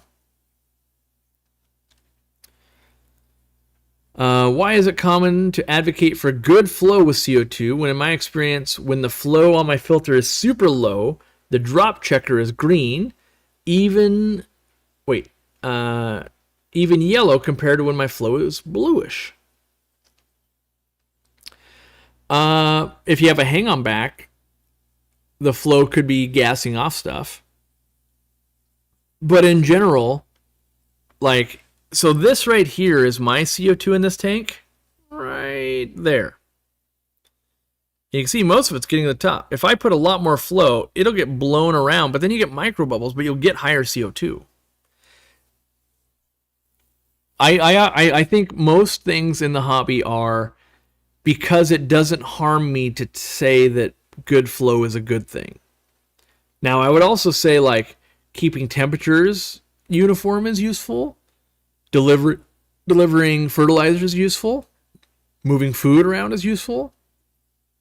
In general, I don't want tons of stale flow in my aquarium, but most things, we're probably chasing that last couple percent there of like, good flow is going to optimize by 3%. Like, probably won't really matter, actually. One of the reasons I keep my lights down, if I crank these lights, you'll see a lot more purling. And when I go to film, it's not good. So I'll do that. So that's another reason why, like, that is literally better. Well, I don't know if it's better. Plants grow faster with all the extra light, but I don't necessarily want my plants to pearl more and grow faster more. And I can tune the color, but this was just easy to actually just hit all on. So now we're cranked with the lighting. You'll see the Nubius and stuff probably by the end of the stream, if not a few minutes, really starting to pearl, which is making a lot more oxygen. How do you clean the Easy Flow bubble ring? You can get yourself a little toothbrush and do it. I find the best way so far, which no, I have not done sonic testing, is to use a syringe. Like buy a little, I don't have one at my desk here, but get a little syringe, take the airline tubing, pump water through it, cleans it right out. The other thing you can do if you have, like I've got an air pump that does the whole room, if you crank the airflow, it'll blow it free if you got any debris build up. How do you trim puffer tooth? How do you trim a puffer tooth? Go watch the videos on how to do it, but most people try to put their fish under and then use something like fingernail clippers or a Dremel to grind them down. I use the Siesta method to increase the amount of time the light is active without getting algae, and also to be able to have the light on when I'm actually home. Is that a good idea? Sure, yes, because that improves your enjoyment. Like I've done that in the past, where like when I would go to the store every day to go to work, I'd be like, yeah, fish room lights on before I go, then they're off 8 hours while I'm at work, then they're on until midnight. And I didn't see any difference really in growing plants or anything. But I have done the actual test of like, let me put a Siesta in here. And I don't see differences. It doesn't mean there isn't. I just don't see them. And for me in my fish keeping hobby, if I don't see it being different, it basically is not different. Now, there's lots of, you could poke holes in that a lot of like, just because you don't see, the pH crashing doesn't mean it's not. Like, well, yeah, but eventually you'd see like, oh, I've got pH burn, or the fish aren't breeding, or something's happening. And this is usually over like months and years of testing of like, yeah, I had it set that way. It just didn't seem to change things. And it could be my water structure, could be my plants, could be my lights, could be doesn't mean that everybody's going to experience the same thing. I've wondered if a nightlight would help nocturnal fish breed better, moonlight replacement or something. I haven't seen any studies. I like it, even though I don't do it all the time. I like it that if a corner of the room or somewhere there's like what I call it is like a nightlight, as in, like when you might plug into a bathroom outlet so that it's dim so you don't get blinded when you got to go to the bathroom at night. Get one of those like in a corner of a room. It's now like a dim moonlight source through the clouds. Does it help? When I roll into the fish room at midnight coming back from a club auction, is it good to have some light to be able to fumble around? Yes. So, but I also I'm not going, oh man, I'm getting twice as much goodness. It's all just, one of my guiding principles in my fish room, does the thing you're doing make you happier? If yes, do that. If no, don't do that. If that's your North Star in your fish room, boy, do you have a better time. Well, the internet says I should be doing this, but do you like doing that? No? Don't do that. Corey said this would be best if I did this. But do you enjoy doing that? No? Don't do that. And if you just, even if you're like, oh, but then my fish aren't happy. Do you enjoy your fish not being happy? No. Then don't do that. Like, if you just keep asking, does this make me happier with my fish? If the answer is yes, work towards that. If the answer is no, don't work towards that. Could my regular vet prescribe MS-222? Or do I have to find a wet vet for that? I don't know. I've been able to have vets prescribe, but I haven't got on my way to find a wet vet. Do know that do your research on using MS-222. It typically crashes the pH, and so you need to buffer the water while using MS-222 to sedate your fish. So just know that. I still mostly use shop lights for my fish room. Nothing wrong with that. I wonder if it's worth switching to aquarium lights to grow plants. Are you having problems growing them? Here's what I normally do. If I've got a bunch of tanks, if I want to test them, I buy one. And then I just put it on one of the tanks, and then I observe it for months. And then I go, is that better? If it is, I buy more. If it's not, I go, no. All right, well, I'll maybe I switch back or maybe I just leave it. It takes a lot for me to make a big switch. Like, I got to test it and go, well, let me try 2. Maybe just that one tank was doing better. Like, no, I think I'm onto something here. And like with the Undergravel filters, like putting in a few more. Now I'm wanting to try all of them. But it might be that I go not having all of them. Sometimes you gotta see, like, because maybe one light, you love it. But by the time you got 6 of them, like, it's getting too hot in here, or it's doing this. Like, oh, I didn't realize that side effect the first few. The thing, I like shop lights. I don't like how yellow they can be sometimes. I don't love the way they're constructed a lot. What does that mean, Corey? Well, the fact that they're made to spread the light really far sometimes grows a lot of algae on the glass. 2, sometimes it lets light bleed. You kind of see how there's no, like, you don't see a beam of light because the lights are sitting on the glass. Well, if you have them sit up a little bit, like shop lights do, because they have the, like the angle to them, a lot of light will bleed out. It's kind of in your eyes. You're trying to look at the tank. I don't like that part. But if you can find ones that lay flat, and you can, they work pretty well. Yeah, I've got one over there that is not meant for a fish tank, but it would not work well. It's a shop light, but it's not good for a fish tank. But in general, use that guiding principle. Are you enjoying it? Does it make it better for you? Great, then do that.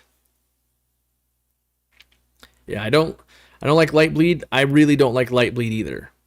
Mostly because I sit in the fish room and I'm working, and if it's in the corner of your eye, oh, gotta stop that. Crypt Keeper donated a membership, and Hip Hop Hillbilly wins it. Clutch. I did shop lights in my first fish room. It was very yellow, which, by the way, will grow plants really well. But it did not make me happier. Like, this green right here does not make me necessarily happier. It's too green. The red, I like the red, but it's almost a little bit too red. So are we pearling more yet? Not really, not yet. But I like the way, I like it to look more natural, and neither of those look natural. Looks good on camera. So not everything though in this room is what is Corey like. Some of it is like, what is YouTube like? What is the business like? What's good for that? And it's like, I don't know, this fish looking really red. Looks really good on camera. And I like them to be red too, but I would love to, in a perfect world, I would adjust them, or not adjust them, I would have the light be a little different. I'd get the reds and a little more natural. For a warehouse plant grow, or for a warehouse or a plant growing facility, what type of light would you recommend? Whatever's cheap. When we first built the warehouse, we used all Fluval 3.0s, I think. and we were a dealer for them, so we got them kind of cheaper. Then when we moved, we use all Aquarium co-op lights, and I manufacture them, so they're cheaper. Do they really matter between them? Not really. No, not for growing plants. For physically growing plants, usually optimizing other things will matter more. Like there's a difference between not nearly enough light, way too much light, but in terms of spectrum, doesn't really matter for aquarium plants. Like it does, but CO2 levels, water structure, fertilizer dialing in, all of that matters much more than a few hundred Kelvin on the spectrum, right? So, like, the biggest thing that actually changes our plants in the warehouse, how long do we get to grow them before we sell them, and what temperature is it? Meaning, did they have to get really hot on the way here? Did they almost freeze to death on the way here? And what temperature are we running the tanks when they land? Is it in the winter we're keeping at 72? Or is it in the summer we're keeping them at 78 because it's more expensive to cool them? All of those things matter a lot more than, are you running 5,700, 5,500, 7,200, 7,800 Kelvin? How many watts? All of those things don't matter as much as some of the other variables. And I think for home aquarium, if I was to order in ranking of importance, it would be fertilizer first, CO2 second, lighting third. Now, but Corey, you always tell people to buy a light and then do the fertilizer. Yeah, because it's really easy to buy a light. You hop on Amazon, you buy a light, you set it on a timer, that's a constant. And you can dial in the fertilizer and everything around that. But if you're looking at a giant system of like where are you going to invest your money, where are you going to invest man hours with employees like testing water, auto dosers, fertilizer, all of those things are the keys. What is white algae, or is that a fungus? What is white algae? I don't know. That sounds like a forum picture. You post it on the forum, we'll take a look at it. Where's the best light placement? Front, middle, back? What is the optics on the LED? So imagine like a flashlight. You ever move the ring and it's like, oh, it gets bigger and smaller? Your LEDs have a fixed optic. Is it this big or this big or this big? And then with a flashlight, put it against the wall. It's real small. Pull it away. It gets bigger, right? The more you pull it away, the bigger it gets. Is it sitting right on top of the tank? How tall is the tank? How wide is the tank? Do you have it 3 inches above the tank? It spreads out more. There's so many things that go into that. And so there's no what's easiest. I think the front 40% is where I run most of my lights. So not right in the center, a little bit to the front, a little bit. But it also really depends on the spread of the light. So like Fluval lights, our lights, and some other lights have a really wide spread, like 18 inches. And then like the Phoenix Stingray, which I also love, very narrow, about 12 inches. So on this tank, I would really need 2 to have it do justice. But on a 20 long or a 20 high, you just need the 1 because it's 12 inches. So it's not all apples to apples, unfortunately, which that adds layers of complication. And so it's not fun. $5 memberships donated by Denise. Thank you.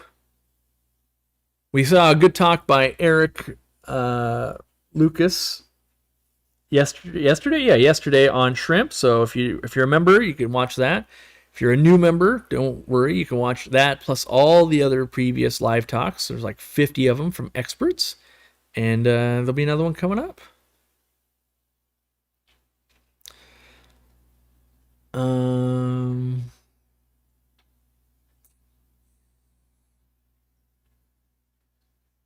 Those nocturnal fish are worth setting up an IR camera. A huge amount of activity in total darkness. Interesting. How do you recommend setting up a quarantine tank so it can handle waste immediately? I don't put enough fish to keep a separate tank. I'm struggling in figuring out how to keep bacteria alive. For me, if I was in that situation, I would just have an extra filter on your display tank. So probably a sponge filter. And I would have it set up so that it was like one air pump to that sponge filter. And if I needed a quarantine tank, I would probably, let's say I needed a quarantine tank right here. And I needed it today. Like, what would you do, Corey? I would siphon water from this tank into that tank. I would grab a handful of gravel and put it in the tank. And I would float that sponge on that intake in there. And then I would set up a sponge filter. But in a perfect world, I would actually have an extra sponge filter in one of the tanks. We always do at the shop, that kind of stuff.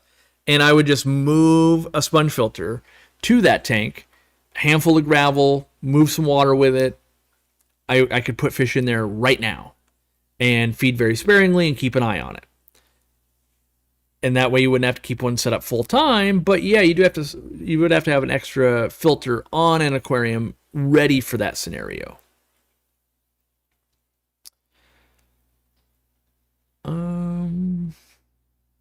I run 2 extra small filters, sponge filters, just in case I need to set them up in a hurry.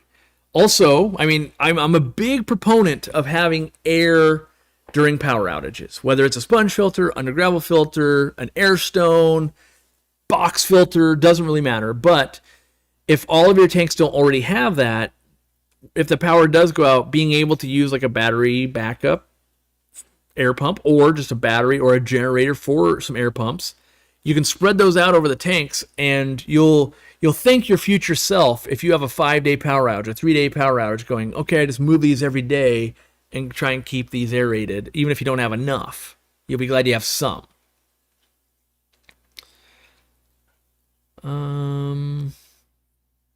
Try just moving some media from a filter hang-on back.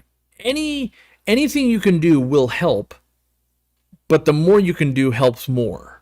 So a whole filter is better than just some media. A filter plus some gravel is better than just one of the two, right?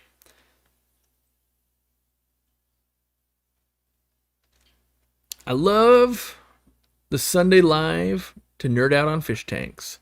I'm enjoying it as well. It's kind of getting me, I was taking weekends kind of off more and doing more non-fish stuff. Now I'm doing the live stream.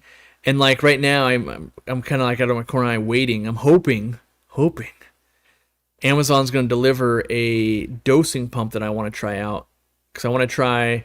I'm always testing. I love testing. I'm going to try running 6 of my 40 breeders with auto dosing, easy green, and 6 without.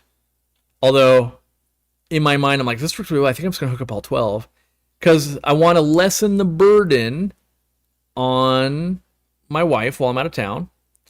And 2, I've been lazy / forgetful. As I get busy, like, the forklift's been broken and we've been working on that. We got containers coming this week and all that kind of stuff here.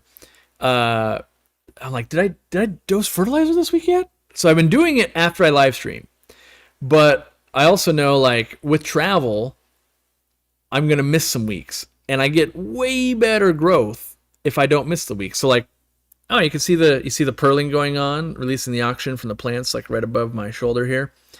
I was going to point to the auto doser right above it. That makes it so this tank never runs out of fertilizer. 800 gallon has one, that one has one, and the 230 gallon has one. But all the 10s, all the 40s, I probably won't do the 10s, but all the 40s, they don't have auto dosing. So if I forget to dose or don't dose for a couple of days, there's days where they're not getting nutrients and it's not as good. So I would much rather kind of auto dose and autopilot that part. And plus I want to kind of get it where dosing every day is better than dosing once a week, especially since I have auto water change happen every day. In a perfect world, auto water change goes. When that's done, auto fertilizer goes. And that's more efficient. I do chase those efficiencies. Like that is that fewish percent. But if it makes me happy, I do it. That's my, I think I'd like that. where I hooked up CO2 to all of them. I thought I'd like that. I did not like that. It just made the problem worse. I had lots of CO2 with light and not enough nutrients was worse. Yeah. What are my thoughts on the Marineland Pro Series hang-on backs? They're all right. They suck up water and poop, and they put it through filter media. Yeah. All hang-on backs, they work. They work in different ways. If you own one, great. Would it be the first one I buy off the shelf? Not unless it's a great deal. I've had that happen. Back in Dr. Foster and Smith days, there'd be times where it's like, wait, these are $20 each? I'm gonna buy a ton of those. But if they're full priced, like, well, I don't know if I'd choose that one necessarily. All my tanks run your air pumps. Power went out for 3 hours. It was cool to see the battery backup works as advertised. Yeah, the reality is with 3 hours, you probably didn't even have to have them. So I like to be fair there. But had you gone 18 hours, 3 days, you'd been super glad you had them. But I do love that aspect. I love the aspect of I try to build most of my I call it my animal stuff, my live stuff, whatever it is. The less things I have to take care of, the easier it is on the stuff I do have to take care of. So if you don't have to worry about air, maybe just worry about heat, but you don't have to worry for a few days. And you can focus on your house and other things and not so much those. So I try to make it so I don't have super duper stressful, power outages and other stuff. Because for me, it's, what about my mom? What about my grandma? What about the warehouse? What about the retail store? What about my fish room? What about my home? That ends up being like a lot. There's always like, oh, something's doing a thing. And the more I can eliminate from that, the better. Undergravel box filter and sponge filters here. Only one hang-on back and 0 canisters or sumps. I just installed an above take sump with Dean. We reinstalled it. I am on, I would say, the other side of my testing of my $500 diatom filter. And I would say did not fix the clarity issue by itself. And it needs to be, you guys won't know this one, but it basically needs to be maintenanced, not like a swap or anything, but you have to interact with that filter about every 60 hours at the current loads I run. And I'm like, that's not sustainable for me being gone for weeks. That's not even sustainable for me being gone for a few days to go to Keystone Clash.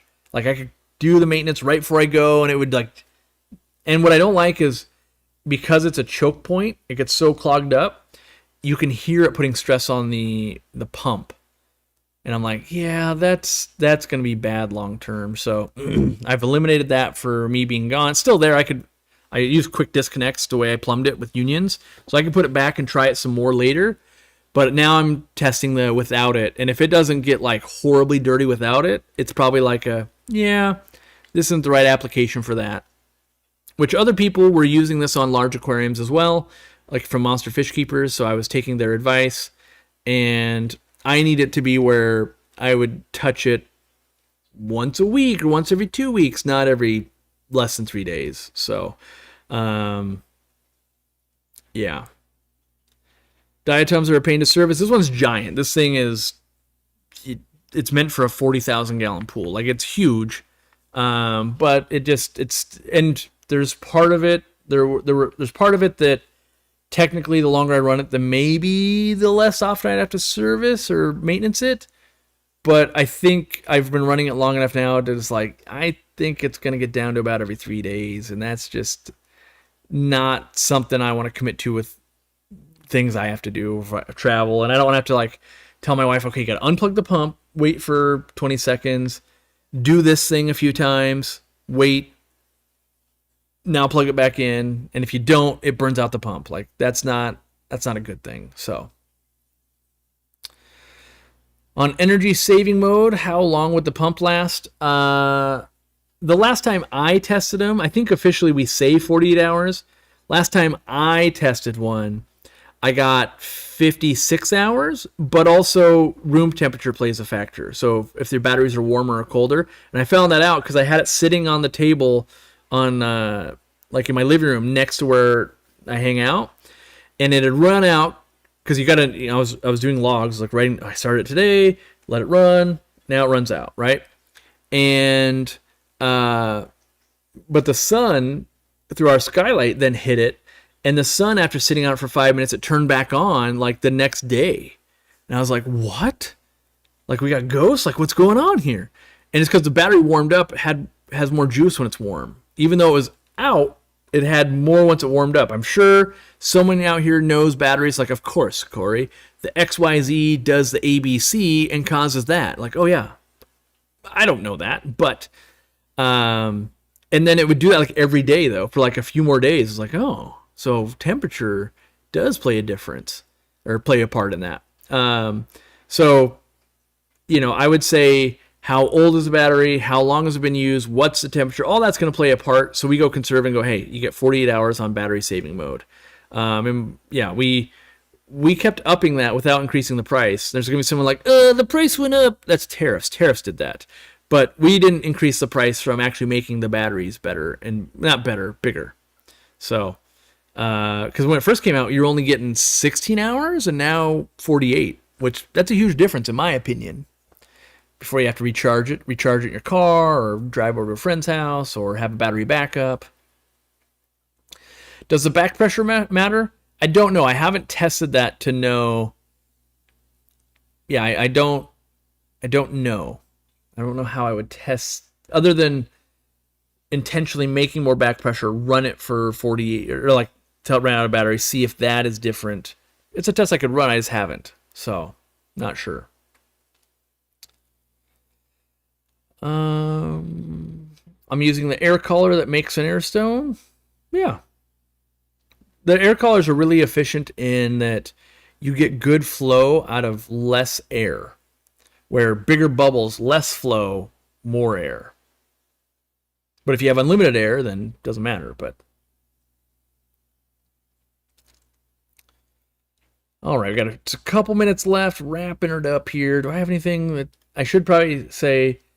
If you guys are in the market for any aquarium stuff, we do sell aquarium things. We'd be very grateful if you purchase from us. I know times can be hard out there for us too. We are in the same things. We trying to keep everything in stock. Someone asked earlier, when's brine shrimp going to be back in stock? When we can afford it and tariffs aren't crazy. The reality is I can't afford to bring $200,000 worth of brine shrimp in at this tariff rate and that kind of stuff. And then sales are a little soft because, yeah, it's back to school and there's uncertainty and all of that. And so we do thank you. If you're buying something and you want to buy it from us, great. If you're at a local store and you see our product there and you want to pull it off the shelf and buy it, great. We appreciate that too. Yeah, that's what helps keep doing the shows like this. And yeah, the more you guys buy, the more I can try to bring in and innovate and try to do things, and maybe you'll like some of the things that we do. That's usually how it works. Not every product's meant for every person, but over time, there's usually more things that are applicable to you. Maybe you're easy shrimp and snail's amazing because you do have 40 shrimp tanks. Or maybe it's terrible because all you keep is paku, right? But as we bring more and more and more and more things out, tweak little things, yeah, hopefully one will serve you well. Wish I could. I'm in the UK. Yeah, we're, at some point when money is better, stabler, something like that. I still want to look back into that. It's a nightmare to launch in different countries, but it still is on the to-do list. We would love, it's so hard. I want to buy the thing you do, Corey. I would love you to buy that thing too. But there's a lot of things between that happening. So, got to figure it out. I'm in the market for new sponge filter and biomedia. I am starting to drink the Kool-Aid. I want to do more math, but science, or at least calculations that I have not done, are lining up with my fish room experience, and that is that biorings and Seachem matrix and lava rock and stuff like that will grow bacteria, but it's just not as good as sponge. Like, so much so I'm betting the farm on it. That's why I'm bringing in all these sponges. But loading up sponge filter material in your canisters and your hang-on backs on your intakes, whether it's or just running a sponge filter, it's sponge in general. Dollar to practicality and serviceability to just the overall package, like, man, it really does really well altogether. So fine versus coarse, yeah, they're of the Kool-Aid that I'm currently drinking, and I probably agree, somewhere between 25 and 30 ppm, or not ppm, ppi is the sweet spot. So in these sponges I have here, and I'm going to get it closer for you to try and help you. The black one here is 15 ppi, so pores per square inch. And you can see how you can kind of see through it. It's not crazy dense, which means it can go a crazy long time without ever getting clogged up. So if you were like, man, I want to open my canister filter once every 5 years, you'd be going with this. The next one here, we have 30 ppi. You cannot see through it really. And I'll hold up the 15 ppi next to it. There. This is about optimal, roughly. It can go pretty long time in our aquariums, hang-on backs, canisters, without getting completely clogged. So we like that. A lot of surface area for bacteria. We like that. We like all those things. But won't trap the absolute finest particles as quickly. Long term, as this gets clogged up, it will. And then we'll do the 30 ppi compared to the 40 ppi. So the blue one's got 40 pores per square inch, which means it's pretty dense. Right? You almost go, I don't even see the holes almost. This is going to trap particles very quickly, pretty fine, and you might love this at the top level of your hang-on back or your canister, or if you were going to pre-filter the water really, really well and wanted the most bacteria. So imagine you had a diatom filter, and then you had a giant sump packed with this. The diatom would filter out everything, and this would just be infinite bacteria. So I personally, if I had to pick one, I would go all of the green 30 ppi. In a perfect world, I probably do one layer of this 15 ppi and then the rest of this for the way I run canisters. Hang-on backs, I'm going to be real tempted to kind of put this on the top and try to get polishing and clean this fairly often.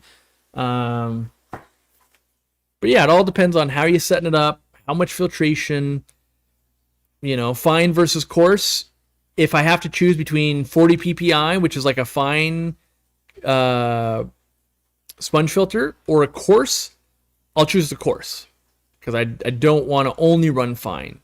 But if I can run all of it and kind of tailor it to what works for me, then yes, I would do that. And so I'm giving options because some people only run fine sponge filters and they love it. I'm not that person, but I want to provide that option. So yeah, I think you can tailor to fit. Yeah. Small or nano size for a 6.5 gallon. The small will be shorter, but the nano will be narrower. So it depends on the layout of your 6.5. Is it squatty or a little bit taller? There's a fly on me. Beat it, buddy. All right. It's officially been 2 hours. My water change on the 800 gallon has started to inform me. Wrap it up, Corey. Wrap it up. So if you go ahead and hit that like button, if you do me a favor again this week, leave a comment. So when this goes in posts, leave a comment for the algorithm. Help us out. YouTube has never relied on it more than they do right now. A like and a comment is worth a crazy amount to YouTube currently. You could watch this thing 10 times, but if you like it once, that means more to it. Obviously, it all is aggregate. Also, I think they changed the rules where if you don't watch a video for at least, it's either like 30 seconds or a minute, it doesn't even count as a view anymore, which I'm not really critiquing that. I play by the rules. If the rules change, that's fine. So if if you're already here and you like what we did and you stayed to the end, drop a like if you're into that. If you're on like a TV and that's way too hard, I understand. If you can leave a comment later, that's great too. If you want to interact in the chat, we like that. You showed up, that's great too. All of those. So yeah, if you want to purchase from us, that's the ultimate, obviously, is, spending with your wallet. That helps us a ton. I think every level of participation, you might have been around for the last 10 years. You might have been around for the last 5 minutes. You might be around for the next 10 years. That's fine. But yeah. Thank you to everybody. I'm going to read these last two little member chats, and I'm going to call it. So let me get everything lined up here. As someone who built their business himself, has it been hard to hand off things like the retail store and the warehouse and not be as hands-on? No. About the only thing I've really struggled with handing off is part of product development stuff, because I'm very particular. But in terms of running the store, not so much. Warehouse, and it's because I've got good people at both places. My employees are amazing, and we try really hard to hire good ones. We try really hard to train them well, and so it's only hard when it's not working well, and we put in a lot of effort to make sure that it does run well. And so that allows me to work on Undergravel filters and other things and experiment and do stuff. So. And the last one, Empire of Dirt Aquatics, Jeff Kane, who has his own little trading card thing, says, thanks for the stream, everyone. Yes. Thank you for showing up. We'll see you next week. I'm going to schedule this after I probably dose fertilizer and all that, or sometime today. I'll schedule the next one, because if I don't schedule it today, I'll be flying back from Keystone Clash going, well, maybe I don't stream tomorrow. But if I schedule it, I'm not going to cancel it unless something, really made me do it. So thanks for supporting us. Thanks for shopping with us. Thanks for supporting local fish stores. Thanks for being fish keepers. Thanks for helping the best hobby that's ever been be even better. We'll see you next week. And if you don't have a TV in your fish room, go ahead and mount a TV. This thing's going to keep going on Sundays. And I wish I could be working on my tanks listening instead of being in front, because boy, is it feel good to put a solid 2 hours of working on the fish tanks and have them looking real good the rest of the week. So we'll see ya. Have a good one. Oh, wait, I got to end the poll. I never ended that. 87% of people do not run Undergravel filters currently. So if you're listening on the podcast, something like that, know that you stayed to the end. You got the last tidbit. 87% aren't. It'll be interesting to see if I ever launch an Undergrovel filter over the years. Does that percentage grow to more people are? We'll see. I could just be crazy. Oftentimes I am. We'll see you around. End that poll, end that stream.